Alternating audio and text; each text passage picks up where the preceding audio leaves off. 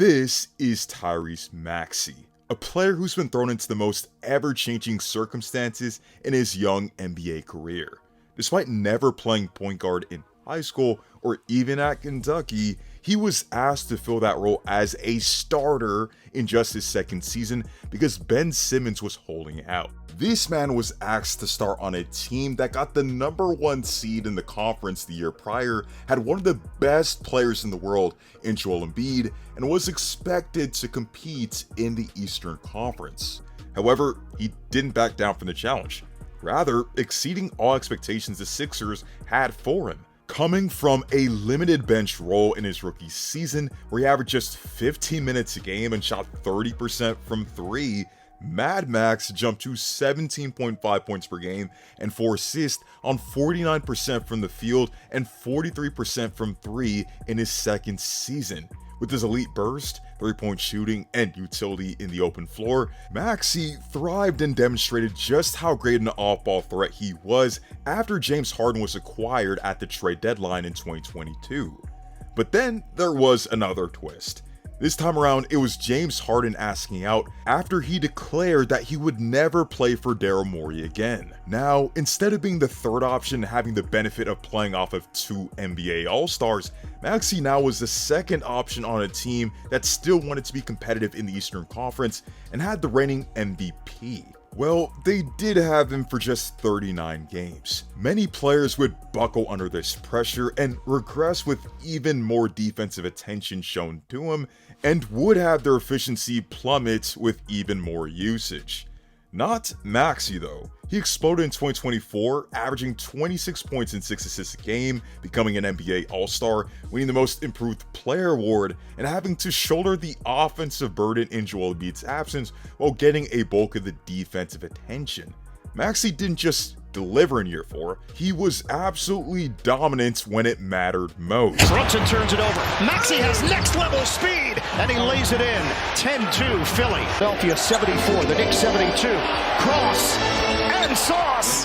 Tyrese Maxey. They get to the finish line and wrap up this series. Maxey floats it up and in, plus the foul. 10 seconds left in game 5. Maxey fires. He's got it. Tie game. 8.1 to play. Fast forward 2025, and he quietly was just one of 6 players in the entire league to average at least 26 points and 6 assists. And with the Sixers entering a new era, they'll need Tyrese Maxey to step up even further and be that future face of the franchise they believed him to be after he signed that contract extension. Given his track record, he can do this, but in order to know why, we need to see how Maxey dominates on the floor and why he truly is one of the league's best. Before we continue, be sure to drop a like on the video, so that makes a massive difference for the channel, and be sure to sub to the channel for even more content like this. Tyrese Maxey's speed, explosiveness, ball handling, and excellent body control are why he's such a great scorer, being effective in the half court and in transition. Maxey's speed and explosiveness make him extremely difficult to tame because they allow him to blow by defenders, both big and small, and get to the rim with ease.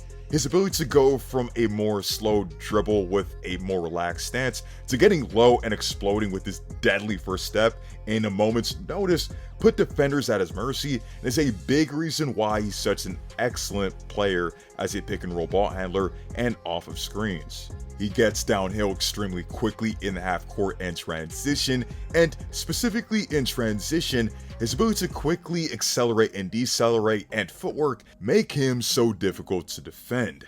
Maxey is extremely shifty with this combination of crossovers, hesitation dribbles, and an ability to start and stop at a moment's notice, shifting his defenders' momentums and making them practically play catch up on each possession. He's not just blindly just running into traffic though, as he has counters such as spin moves out of his drives to open up follow-away jumpers or opportunities to land runners. Maxey is also a gifted scorer because he's one of the most gifted finishers we have in the NBA. Maxey can not only finish well with both hands, and with his overall athleticism and ability to contort his body in mid-air, Maxey can switch hands and land some of the most jaw-dropping reverse layups you can imagine. It's as if he's defying gravity given his incredible hang time. Even at just 6'2", he can get off layups at the most difficult angles due to his great concentration and ability to shield the ball away from larger defenders, and as I just said, his concentration and hang time allow him to finish even through great contact. Moving on, let's talk about Maxey's shooting, which I feel may be his best attribute. Maxey is just point blank an excellent shooter, as he shot 40% from 3 for his career on 5 attempts a game, and is thus one of the more adaptable stars in the league. He can hit spot-up jumpers, threes off the dribble, out of the pick and roll, and is a great creator who gets great separation on step-back threes. Along with his size up, Maxey has an excellent combination of moves to shake and bake defenders, and the threat of his hesitation pull-up jumper keeps defenders on their toes. Maxey can not only make threes, but he can demoralize the team in many ways. He moves well without the ball, and throughout his career has been a great catch and shoot threat.